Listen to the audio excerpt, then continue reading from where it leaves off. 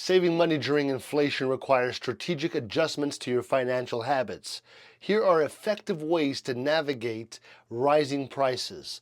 Number one, budget wisely. Reassess your budget to account for increased costs. Prioritize essential expenses and cut back on non-essentials to maintain financial stability. Number two, shop smart. Take advantage of sales, discounts, and coupons.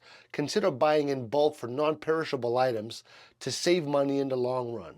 Number three, switch to generic brands. Opt for store brand products instead of name brands. They offer similar quality at a lower price. Number four, invest wisely. Consider investing in assets that traditionally outpace inflation, such as real estate or stocks. Even small investments can yield long-term benefits.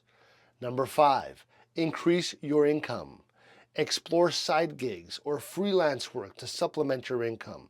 This additional money can help offset rising costs. Number six, reduce energy costs. Be mindful of your energy consumption. Simple actions like turning off a light, using energy-efficient appliances can lower utility bills. Number seven, plan meals. Create a meal plan to minimize food waste and avoid impulse purchases. Cooking at home can significantly reduce your grocery expenses.